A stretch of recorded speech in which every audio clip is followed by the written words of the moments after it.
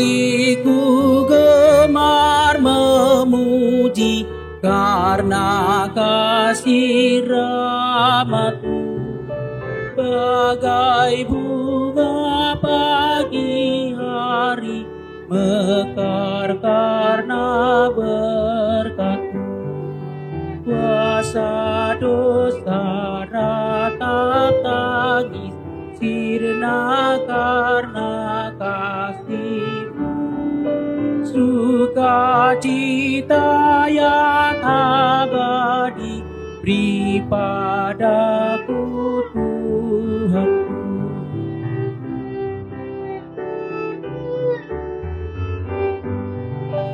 Rapahita mangendehot sang abdi warnai. Tapangiar soarata lau mamuji Tuhan. Sundo holong ni rohana nasomarna motoki. Tido pasada hita saleleng-leleng nai.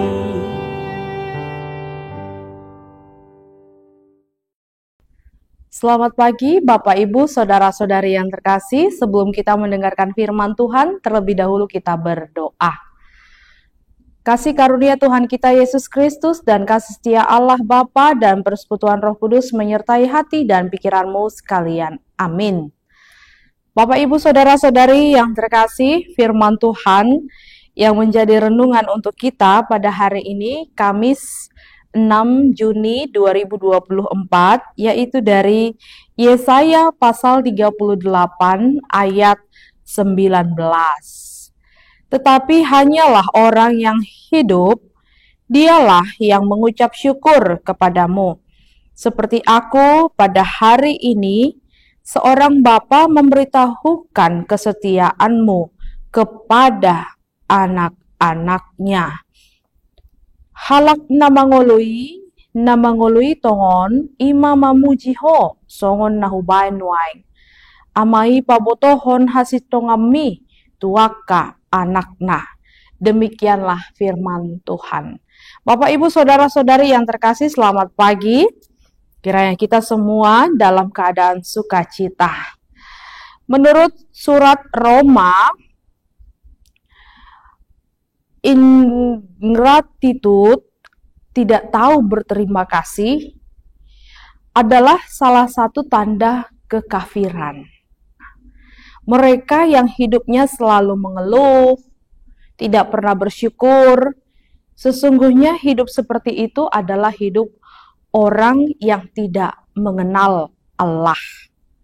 Mengapa orang tidak mampu bersyukur atau tidak bersyukur? Ada beberapa sebab. Pertama, mungkin dia tidak pernah puas dengan apa yang ada padanya. Hidupnya dikuasai oleh filsafat untung dan rugi. Kehidupan yang berorientasi pada keuntungan pribadi sulit untuk dia bersyukur atas segala sesuatunya. Yang kedua, dia dijangkiti oleh penyakit mengasihani diri, self-pity. Setiap kesulitan yang dialaminya dalam hidup tidak membawa ke dalam proses pembentukan serta pendewasaan yang sehat, malah sebaliknya semakin menyatakan suatu kehidupan yang sangat mementingkan diri sendiri dan merasa bahwa dia adalah orang yang paling menderita dibandingkan orang lain. Yang ketiga, dia lupa bahwa pemeliharaan Tuhan dalam hidupnya telah dibuktikan pada masa-masa lampau. Namun, dia tidak mengingatnya bahwa sudah diterima kebaikan Tuhan. Yang keempat adalah karena hidupnya berorientasi pada solusi permasalahan dan bukannya kepada pengenalan akan Allah. Kalau ada persoalan, apa penyelesaian permasalahannya? Tidak mengingat Allah untuk menyelesaikan persoalannya. Dia baru bersyukur setelah masalah yang dihadapinya berlalu, selesai. Tapi kan kita manusia tidak pernah terlepas dari masalah, akan selalu ada masalah datang. Namun percayalah, silih berganti, sukacita akan membuat kita mengalami kekuatan di tengah-tengah persoalan yang ada. Itulah kalau ketika ada persoalan, kita justru berorientasi pada pengenalan akan Allah, bukan kepada penyelesaian persoalan. Yang kelima, dia gagal. Gagal mengaitkan setiap momen dengan penyertaan serta pemeliharaan Tuhan dalam hidupnya. Dia lebih memikirkan kondisi hidup di sini sekarang, sehingga yang dilihatnya semata-mata adalah realita tanpa Tuhan. Dan banyak orang percaya pada saat tertentu hidupnya tidak berbeda dengan orang-orang yang ateis. Yang keenam, karena keangkuhan hidup, memiliki tuntutan serta standar kehidupan yang terlalu tinggi.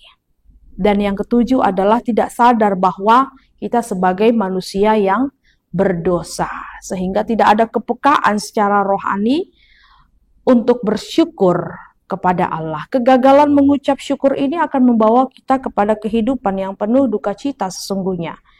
Duka cita menurut kehendak Tuhan, bukan duka cita yang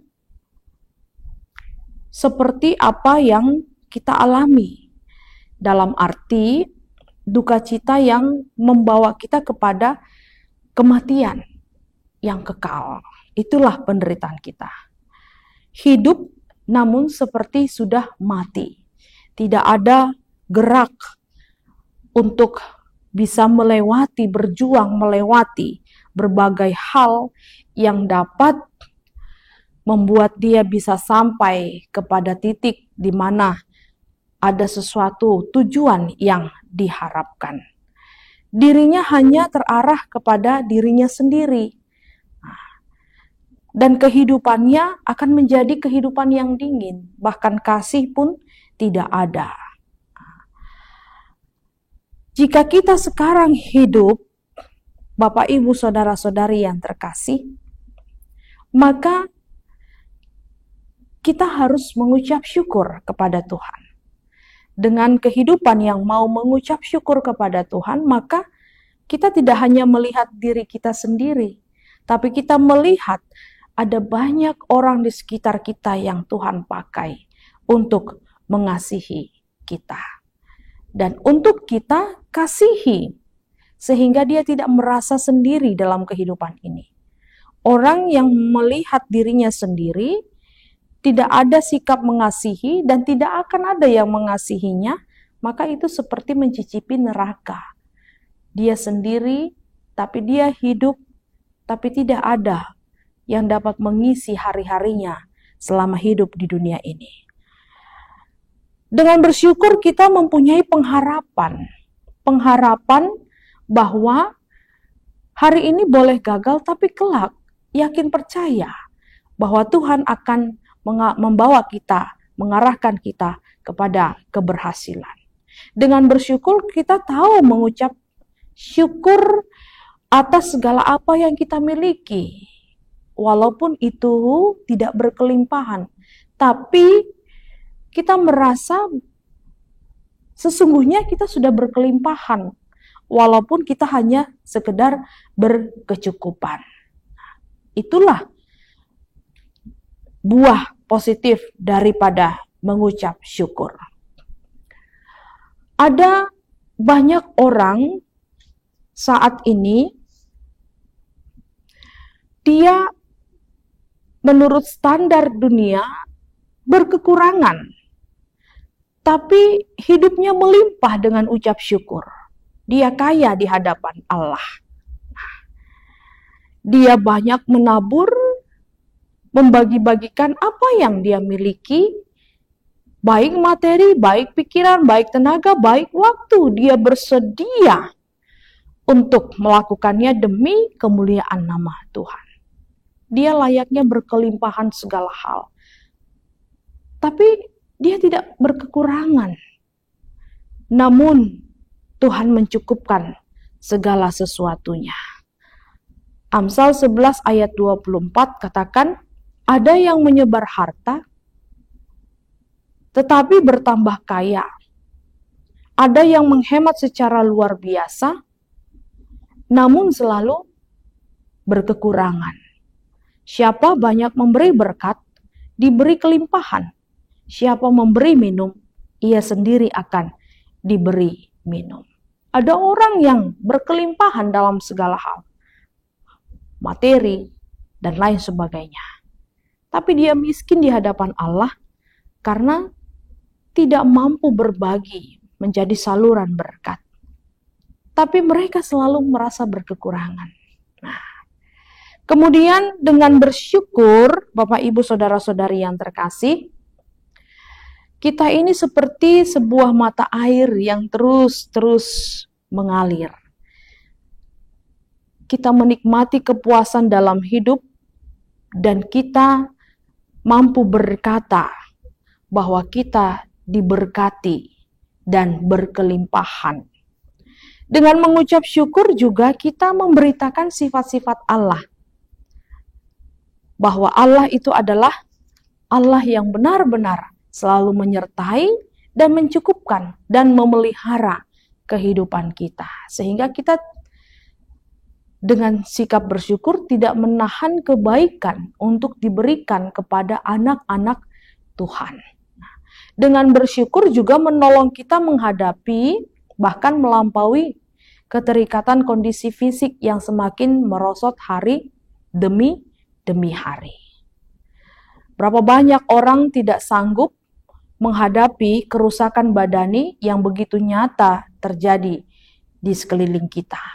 Banyak sekali. Sebagian orang bahkan berusaha hidup melawan kodrat. Kodrat dengan terus mempercantik diri, sekalipun tidak ada lagi yang bisa dihiasi. Nah, kekuatan ucapan syukur akan mengalihkan pandangan kita untuk memperhatikan apakah yang tidak perlu dikhawatirkan. Dengan mengucap syukur berarti kita jauh daripada rasa khawatir. Kita tahu apa yang prioritas untuk kita lakukan. Dan kita menerima apa yang harusnya terjadi. Tua, kerusakan badani atau oleh karena faktor tua, kita menerimanya dengan sukacita dan melewati hari-hari kita sampai berakhir di tengah-tengah dunia ini dengan sukacita. Jadi kita tidak perlu khawatir dan tidak menambah-nambah hal-hal yang dapat membuat diri kita, tubuh jasmani kita menderita. Oleh karena itu, Bapak Ibu Saudara-saudari yang terkasih, mengucap syukurlah karena kita diberikan hidup. Orang yang hidup dialah yang mengucap syukur kepada Tuhan. Orang yang hidup yang mengucap syukur kepada Tuhan adalah orang-orang yang mengetahui betapa Tuhan sesungguhnya setia kepada kita. Amin. Kita berdoa. Terima kasih Tuhan untuk firman yang Kau perdengarkan kepada kami, untuk mengingatkan kami selalu bersyukur. Karena banyak sekali manfaat dalam kehidupan yang mau bersyukur atas segala berkat Tuhan yang kami terima dalam kehidupan ini. Kami boleh berbagi, kami boleh merasakan penderitaan orang lain, dan kami percaya kami tidak akan berkekurangan. Tetapi justru kami dapat Engkau perlihatkan kepada setiap orang bahwa kami berkelimpahan dalam segala hal, sehingga diri kami tidak menahan berkat itu bagi orang lain, menahan kebaikan itu bagi orang lain. Dengan demikian juga kami memberitakan bahwa Engkau adalah Allah yang penuh kasih, Allah yang memelihara kehidupan kami, Allah yang selalu setia menyertai kami. Kiranya Engkau Tuhan yang menyertai jemaat-Mu, apapun yang mereka hadapi, jemaat-Mu yang mengalami sakit penyakit, yang akan menjalani proses tindakan operasi, dan juga jemaat-Mu yang bergumul dalam kehidupannya, rumah tangganya, pekerjaannya, dan mereka yang akan mengejar masa depan, baik anak-anak yang sedang mengecap pendidikan. Tuhanlah yang menyertai. Dalam Kristus Yesus kami berdoa. Kasih karunia Tuhan kita Yesus Kristus dan kasih setia Allah Bapa dan persekutuan Roh Kudus menyertai kamu sekalian. Amin. Selamat beraktivitas. Tuhan Yesus menyertai. Sundo holong ni rohana naso marna motogi tido pasada hor hita salele